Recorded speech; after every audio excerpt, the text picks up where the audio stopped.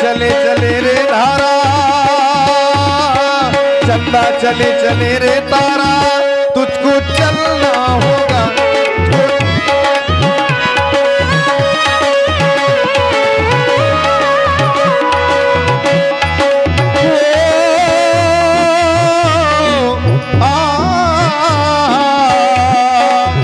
बहुविधि करत मनोरथ, जात न लागी बार, करी मज्जन सरयू जले, गए भूप दरबार, तुझको चलना होगा, तुझको चलना होगा, तुझको चलना होगा, तुझको चलना।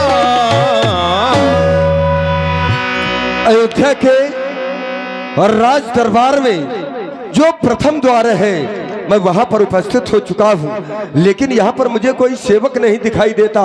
एक राज दरबार की एक मर्यादा होती है कि कितना भी श्रेष्ठ व्यक्तित्व क्यों ना हो, लेकिन जब तक राजा के पास सूचना ना पहुंचाई जाए सीधे उस व्यक्तित्व को राज दरबार में उपस्थित नहीं होना चाहिए।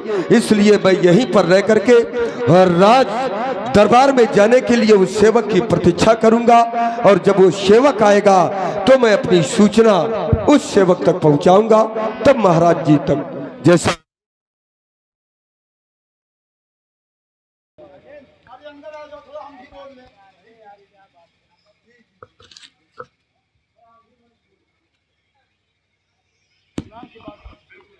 और अयोध्या राज दरबार में हमारी अयोध्या की आई भी प्रजा और हमारे मंत्रिमंडल में सुयोग एवं ज्येष्ठ मंत्री श्री सुमंत जी। कहे महाराज। तुम अच्छी प्रकार से जानते हो कि दरबार तो प्रत्येक दिन लगता है, लेकिन दरबार भी कभी कभी लगता है, कभी कभी आनंद भी आया करता है। कार्य तो प्रत्येक दिन किए जाते हैं और वही कार्य किए जाते हैं, लेकिन कभी कभी उसी कार्य में आनंद की अनुभूति कुछ अधिक ही हो जाती है। तो मैं देखता हूँ कि दरबार तो लगते ही लगते हैं, लेकिन कभी कभी दरबार इतना अच्छा लगता है कि हृदय प्रसन्न हो जाता है। और आज हमारा दरबार बहुत अच्छा लगा हुआ है। हमारे सभी सेवक, सभी मंत्री और अयोध्या की आई हुई प्रजा, हमारे आचार्यगण सभी विराजमान हैं। मैं सिंहासन के माध्यम से अपनी प्रजा को एक सुंदर उपदेश दिया करता हूं कि भावी जीवन बहुत ही सुंदर बने।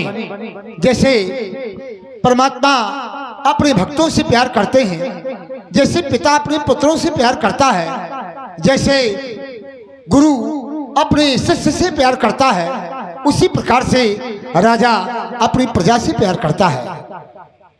तो मैं अपनी प्रजा को मार्ग में लाने के लिए मैं सुंदर उपदेश उसे देता हूं, ताकि उसका अनुपालन कर सके और अपने सुंदर जीवन को और भी सुंदर बना सके। क्यों? क्योंकि पहली बात तो यह है, कभी कभी लोगों को भ्रम हो जाता है, कभी कभी ये भ्रम हो जाता है कि जो मुझे प्राप्त हुआ है इसमें मेरा हाथ है, मैंने कुछ किया तब ये मुझको प्राप्त हुआ है। लेकिन ऐसा सत्य नहीं है। कभी कभी होता कुछ भी नहीं तुम्हारे द्वारा, लेकिन परमात्मा की कृपा होती है और प्राप्त हो जाता है। जैसे ये शरीर हमें मानव जीवन के रूप में प्राप्त हुआ है। मानव शरीर के रूप में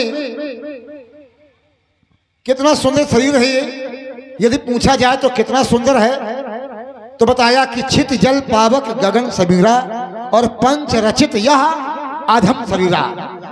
ये शरीर अच्छा नहीं है, ये अधम है, लेकिन फिर भी इसको देवता भी याचना करते हैं। सुर दुर्लभ सदग्रंथन गावा। अगर ये अधम है तो देवता क्यों याचना करते हैं? और नर समान नहीं कौनो देही, मानो शरीर के समान कोई शरीर नहीं है, ऐसा भी हमारे आचार्य लोग कहते हैं। तो यदि इसके समान कोई शरीर नहीं है और देवता भी याचना करते हैं, तो फिर इसको अधम क्यों कहा गया है? तो बताया कि अधम तब है जब भगवान का नाम नहीं लेता है, तब ये अधम है। और जब भगवान का नाम लेता है, सदकार्यों में जुड़ा रहता है, तो सोई सुंदर सोई निरुज शरीरा अजो छल छाण भजे। तो परमात्मा का भजन प्रत्येक प्राणी को करना चाहिए और भगवान के भजन से बड़ा ही कल्याण होता है। भजन की वो ऊर्जा है जो समझ में नहीं आती है लेकिन काम बहुत करती है। धीरे धीरे उसका भी आभास होने लगता है जब आप निरंतर भजन में लगे रहेंगे, क्योंकि हमारे आचार्यों ने कहा है कि वार मथे घृत होए बरहु सिकता तेवर तेल और बिन हरि भजन न भव तरिए। यह सिद्धांत अपेल, ये अपेल सिद्धांत है। बिना भगवान के भजन के मुक्ति नहीं है, संसार सागर से तरा नहीं जा सकता है। ये तो रही पहली बात। भगवान को प्राप्त करने के लिए आप सत्कार करें और जिस राजा के राज्य में रहते हैं तो उस देश के प्रति, राजा के प्रति हमारा समर्पण भाव होना चाहिए। क्यों राजा और प्रजा में कोई भेद नहीं है, ये अन्योन्याश्रित संबंध है, कभी ना टूटने वाला कभी ना छूटने वाला संबंध है। बजे ताली युगल कर से नियम याही सदा से है। प्रजा है जबकि राजा से, तो राजा भी प्रजा से है। राजा और प्रजा में कोई भेद नहीं है। जिस प्रकार से प्रजा का धर्म है कि राजा के बताए हुए नियमों का पालन करे, उसी प्रकार से राजा का भी धर्म है कि प्रजा को प्राणों के समान मान करके उसकी रक्षा करे, उसकी देख रेख करे। कैसे? चाहे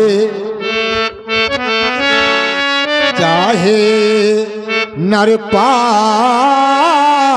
नहीं सर्वस्व सुख प्राप्त होए, और चाहे वो कुबेर के खजाने का अधिकारी हो, और चाहे रिद्धि सिद्धि के ग्रह में निवास करे, और चाहे गजबाज अन्न धन की बेसुमारी हो, चाहे काल बंदी बनो कारागृह पड़ा रहे, और चाहे वो त्रिभुवन में छत्रधारी हो, पर जिस राजा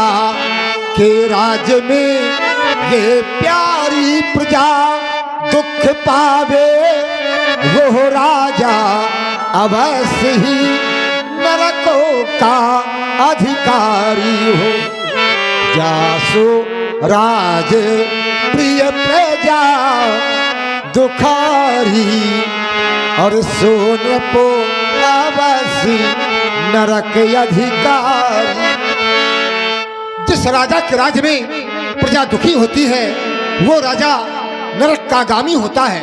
सोचिया नृपति जो नीति न जाना, और यही ना ये प्रजा प्रिय प्राण समाना।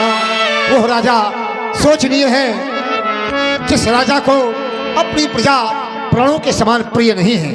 तो मैं अपनी प्रजा को बहुत चाहता हूँ और इस समय तो मैं बहुत प्रसन्न हूँ, क्योंकि जहाँ मेरे कुछ भी नहीं था वहाँ मेरे 4 बालक, और उन बालकों को देखने के लिए अयोध्या में नित्य ही भीड़ आती रहती है। संतों की भीड़ आती है, मांगने वालों की भीड़ आती है, प्रजाओं की भीड़ आती है हमारे यहाँ से बाहर से कि हम महाराज दशरथ के पुत्रों को देखें। तो और मैं भी उनसे मिलता हूँ। तो मैं चाहता हूँ कि ड्योढ़ी के चौथे फाटक में किसी सेवक को, ड्योढ़ीवान को नियुक्त कर दिया जाए। यदि कोई आगंतुक मुझसे मिलना चाहे तो मुझसे मिल सकता है, और यदि कोई वस्तु लेना चाहे तो उसे उसके अनुसार वो वस्तु प्रदान की जाए।